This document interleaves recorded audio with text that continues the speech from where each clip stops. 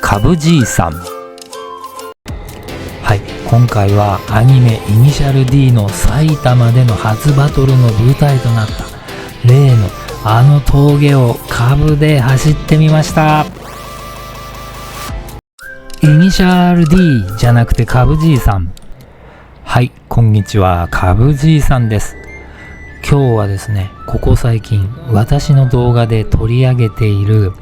アニメイニシャル D の埼玉でのバトルの舞台となったあの秩父の峠カブで出かけてみることにしました。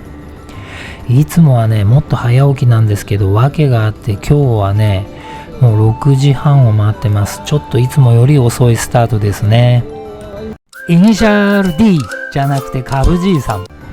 はい、今私が走っているのは埼玉県の入間市から長野県の茅野までをね結ぶ、関東甲信越に住んでる人にとっては結構有名な国道299号、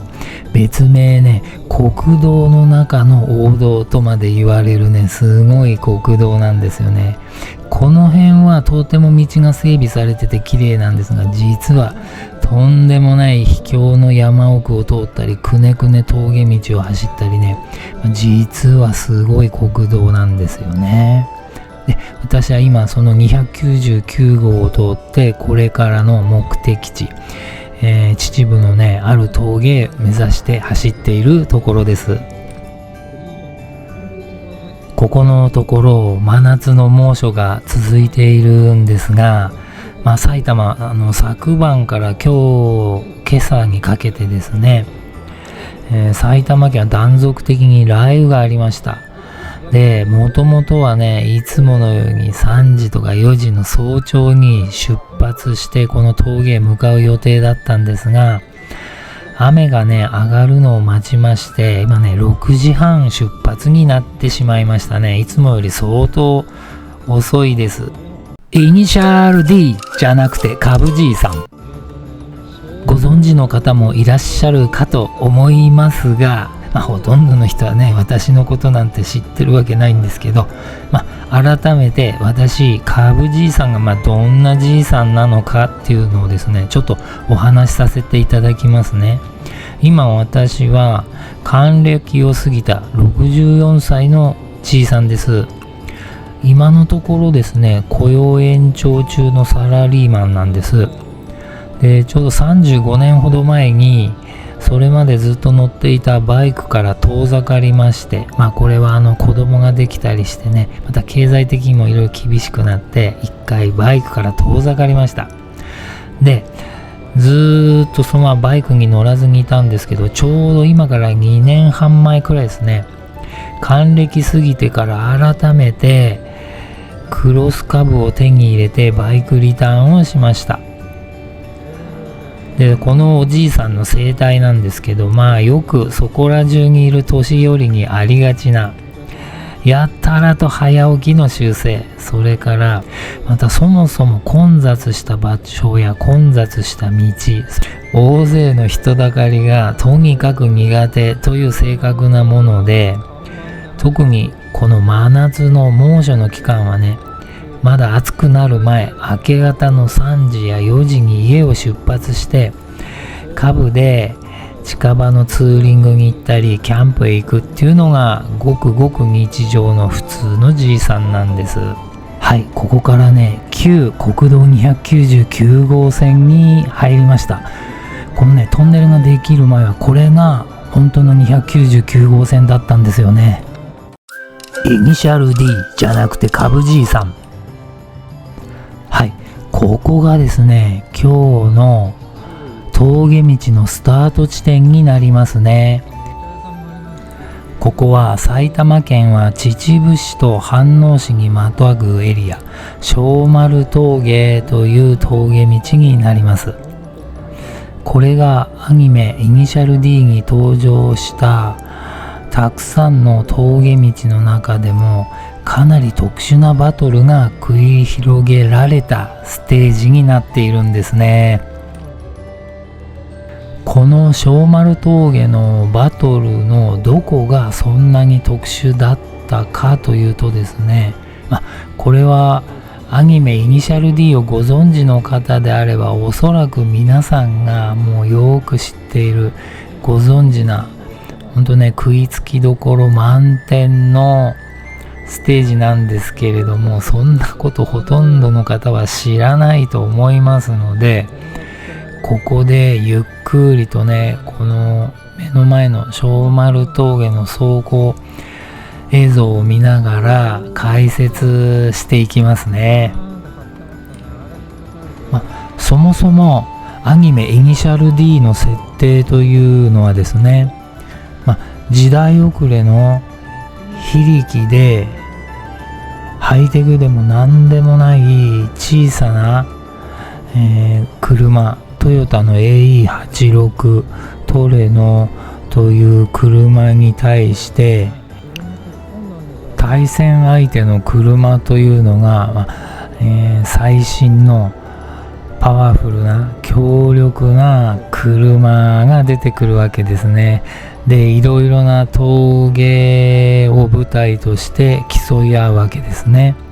そしてドライバーもですね、この主人公である藤原匠というドライバーは別にもともとはですね車の運転が好きでも何でもない、ただ豆腐を運ぶ手伝いのために車を運転していて、気がついてみたらその春菜の峠でですねすごい腕を上げていた。でも本人は早く走りたい、バトルに勝ちたいって、そういう思いで運転してるのではないというところがとても独特なアニメーションなんですよね。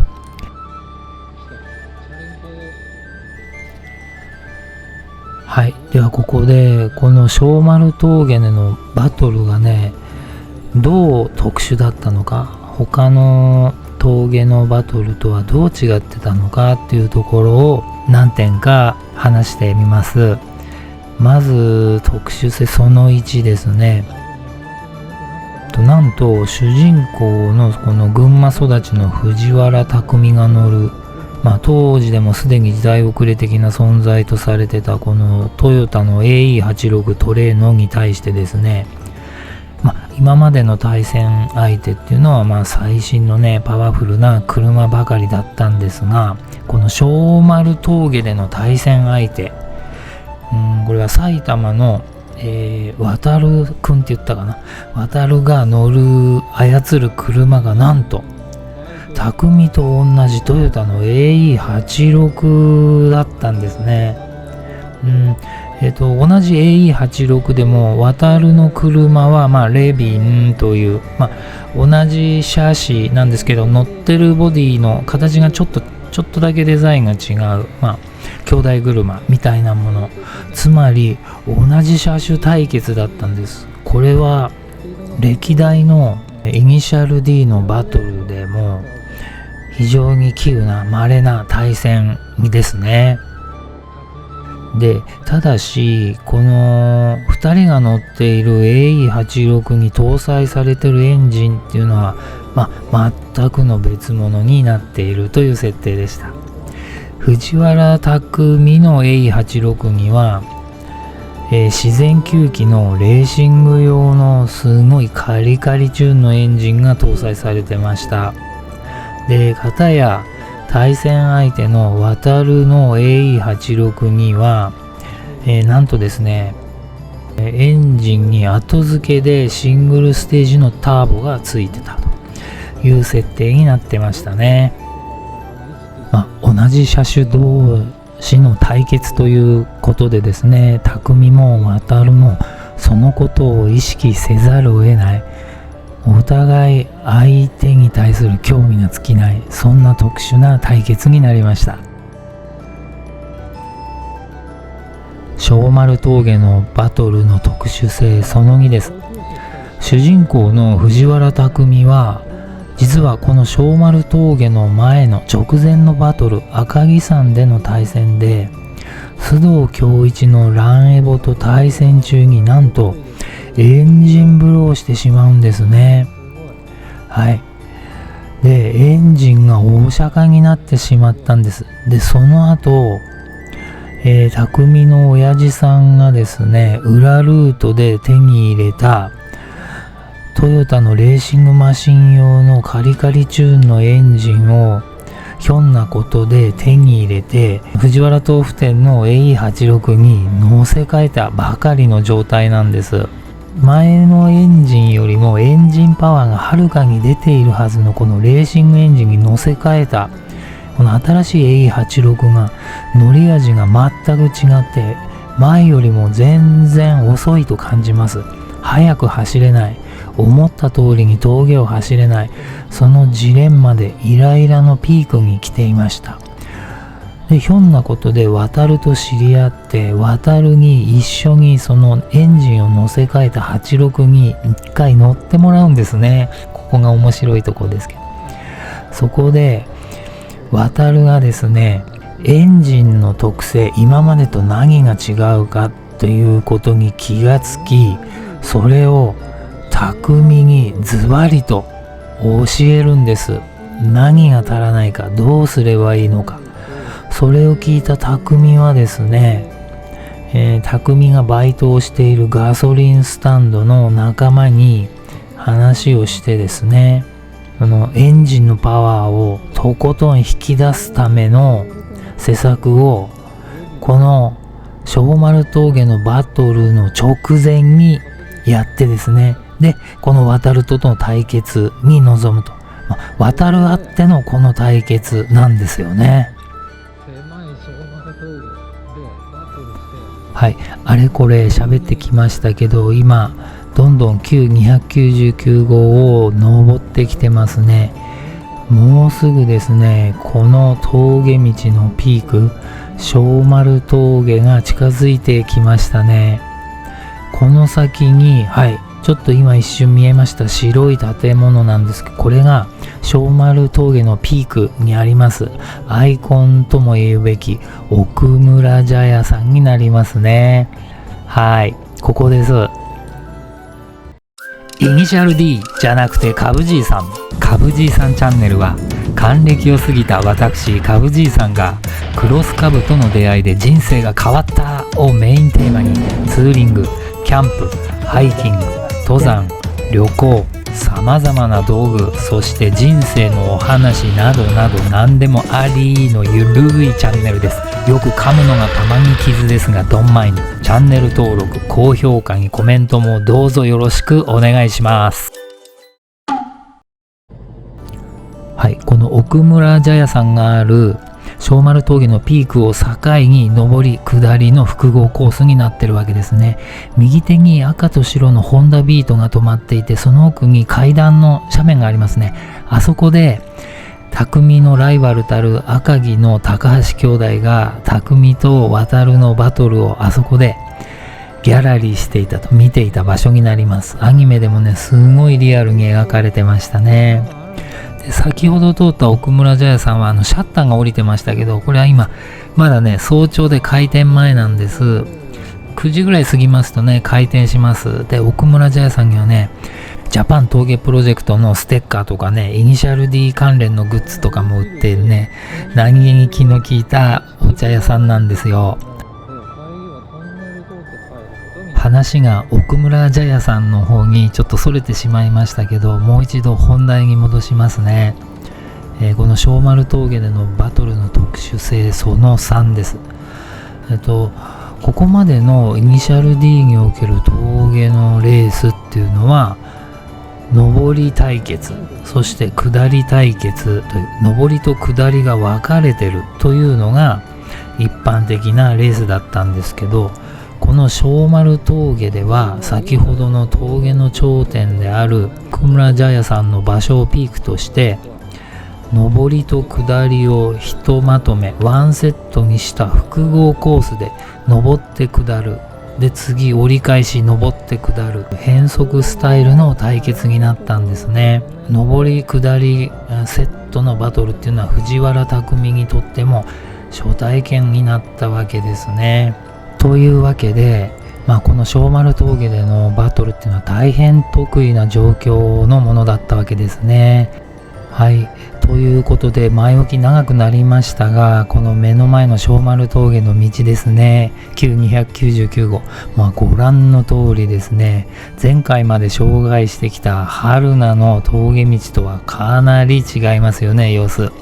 道幅がめっちゃ狭い。直線はほんのちょっとの長さです。カーブはきつい。路面状況が悪くてですね、ひび割れ、穴、陥没、ガードレールもひん曲がったりね、朽ち果てたりしてね、もうガードレールの役目を果たしてないような場所もありましたね。はい、さっきのね、赤いビートが後ろからつついてきましてね、先に行ってもらいました。じいさんちんたら走りでね、こうやって迷惑かけないようにね、たまに避けて、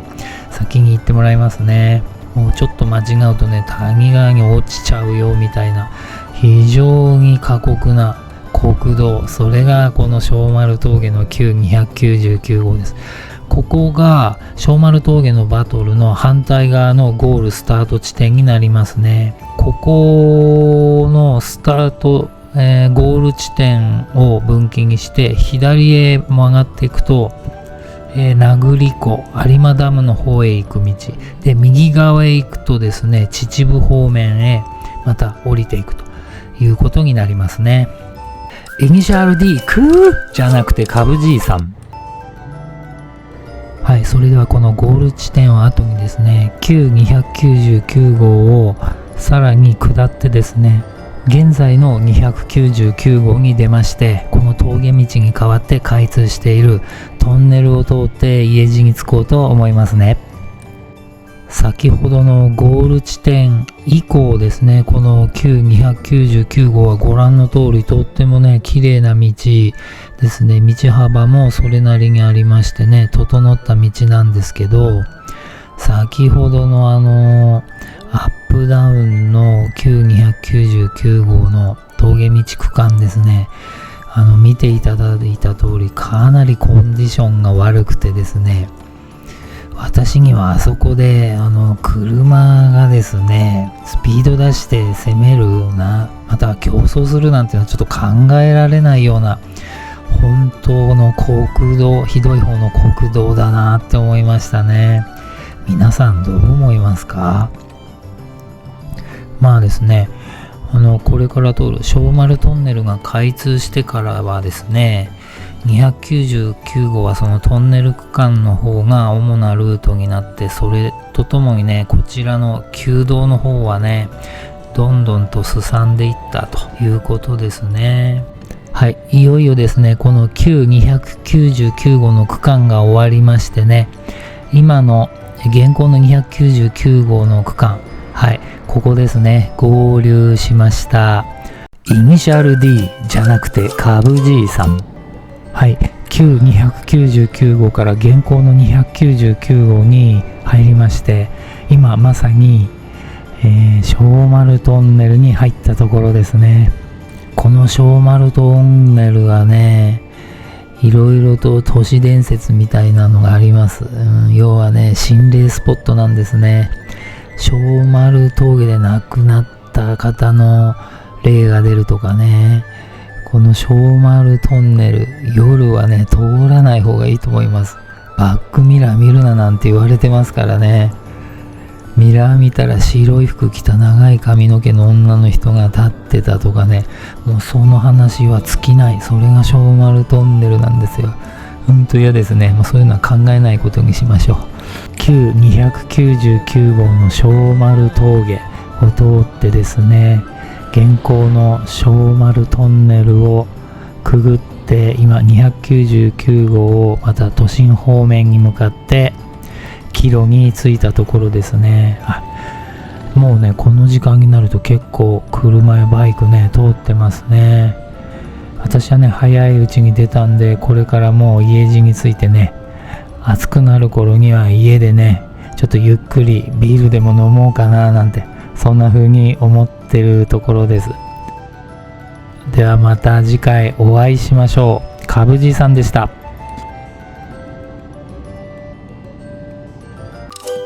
今回の動画いかがだったでしょうか？チャンネル登録、高評価、コメントどうぞよろしくお願いします。毎週土曜日、ぜひぜひぜひ見に来てくださいね。Don't miss it.